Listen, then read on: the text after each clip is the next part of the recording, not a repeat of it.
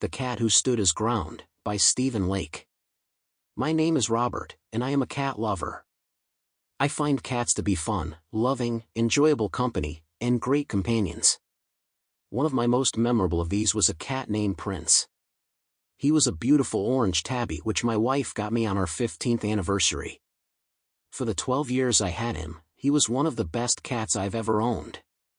Even today I shed tears thinking about all the things he did for me. But the most important of these was his last, because, if it wasn't for him, and my younger cat Tommy, I likely wouldn't be here today. Let me be the first to say that, whoever believes that only dogs will stand their ground in defense of their masters is dead wrong. And Tommy would be the first to agree, and Prince as well, were he still here. Because Prince was the one cat who proved to everyone I know that cats are braver and more loyal than one would think. Allow me to explain. It all started one beautiful July morning. I was out in the front yard tending to my flowers when I heard a menacing growl coming from the street. I looked up in curiosity to see this big, angry, mangy dog staring at me. Its teeth were bared, and it had a look of murder in its eyes. I don't know what kind it was, but it looked like a hound of hell in every sense of the word. I don't know why it was so angry, or why it had picked me, but I was next on its list of victims for that day. Apparently it had already been on a killing spree that morning and had hurt or killed numerous other animals in the neighborhood in the course of its rampage. Thinking it might be best if I tried to use my superior size to scare him away, I stood up and brandished my trowel. If I was ever to make a bigger mistake in my life, I'd have to try pretty hard because, by standing up and acting aggressively, I'd made him even angrier. A normal dog would have felt fear at this point and run away. But this dog, however, did not. It was because he was not in his right mind, and, as such, what I did made me appear to be an even bigger threat to him, which increased his anger towards me. He then suddenly rushed at me. I, of course, responded by turning tail and running at speeds my body should not have been able to attain. Especially at my age. However, I only made it a few feet before he caught up to me. I still remember hearing his breathing, and feeling the heat of his breath on my back as he prepared to leap on me. It was at this moment that my mighty and fearless Prince arrived. I don't know where he came from, or how he got there so fast, but he was like a streak of orange, glistening with brilliant white fangs, claws, and a whirlwind of energy. To say it caught both I and the dog by surprise would be an understatement. But it was the dog that caught Prince's full fury. As I ran, I heard the commotion unfolding behind me, with the sound of dog tearing into cat, and cat tearing into dog.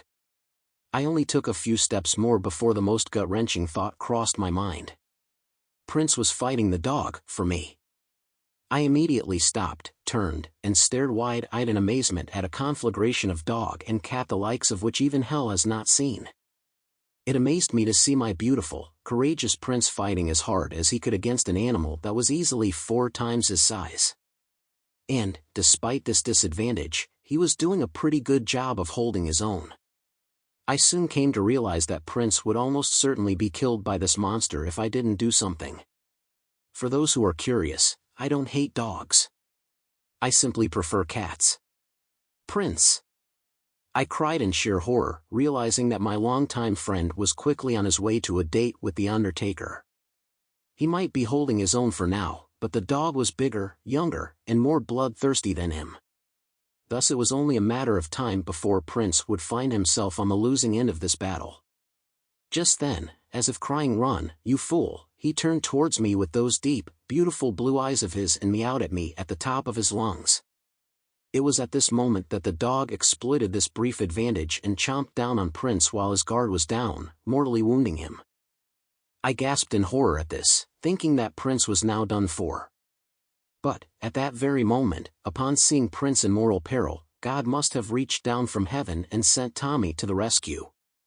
I say that because he came in, all 16 pounds of tiger-striped fur and bulging muscles that he was, and laid waste to that monster's face, sending it reeling in shocked surprise. Tommy then briefly paused his onslaught against the dog to check on Prince, who was so concerned for my safety that he immediately climbed to his feet, despite his wounds, and rejoined the fight. From where I stood, I could see the damage the dog's teeth had wrought as streams of crimson-red blood trickled down his beautiful, golden fur. But, despite taking so much damage, he fought on anyways, with Tommy standing bravely by his side. The two of them then battled on fearlessly against the dog for several more minutes with an incredible strength and courage that is very unbecoming of animals their size. For a while there, as I watched this, I thought for certain that I would end up with 2 dead cats. But finally, having come to the end of its strength, and suffering greatly from its own wounds, the dog collapsed to the ground and lay there, panting. Its breathing then began to grow shallower and shallower, until it finally stopped altogether. Was it actually dead, or just pretending to be? Being the old fool that I am, I carefully walked up to the dog to check on it. To my relief, it was indeed no longer of this world. It had somehow taken the room temperature challenge and won. It was then that I noticed that the grass around me was covered in thick, red liquid. Blood, and lots of it even, with most of it having come from the dog. Somehow, during the fighting, my 2 cats had managed to land a critical bite on the dog's neck, severing one of its jugular veins in the process, through which it had slowly bled out. It certainly hadn't been any of the other wounds that had downed the crazed, demented mongrel. It had only died because it had finally run out of blood. But, before I could investigate any further, my now heightened sense of hearing caught the unmistakable sound of a tiny body falling to the ground, and uttering a weak, but very distinct meow. Prince had fallen. I dropped to my knees next to my beautiful orange tabby and scooped him up lovingly into my arms. As I did, Tommy hobbled over to where I knelt on the ground, cradling my friend's broken body close to my face, and sat down next to me. He meowed painfully, but tried to keep a brave face as he too had come out of the battle battered and scarred, with one of his ears torn and dangling from his ravaged, blood-soaked face.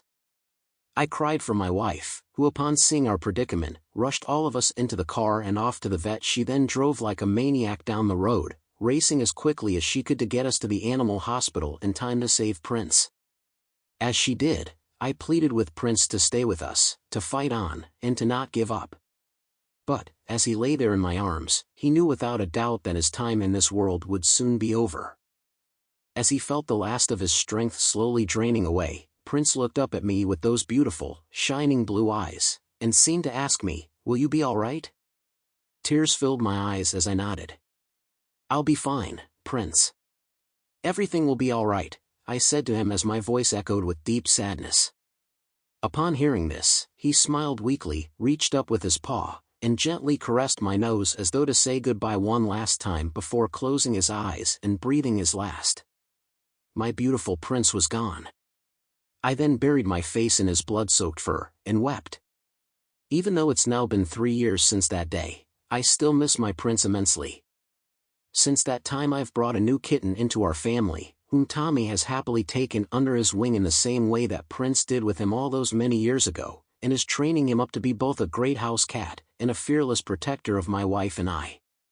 While Tommy came out of that battle with a disfigured ear, numerous scars, and one bad eye, he's never forgotten the incredible example that Prince demonstrated to us that day. He's an old war veteran now and, despite still being in constant pain from the wounds he received that morning, he still works tirelessly to protect us, and our house, every moment, of every day, with unwavering enthusiasm.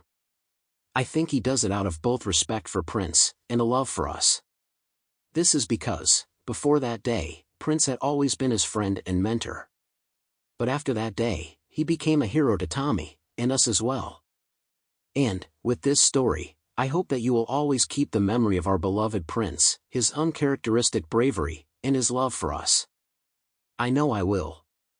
Therefore, so long as I live, I will never forsake his memory, nor how he selflessly and fearlessly stood his ground, even though doing so cost him everything.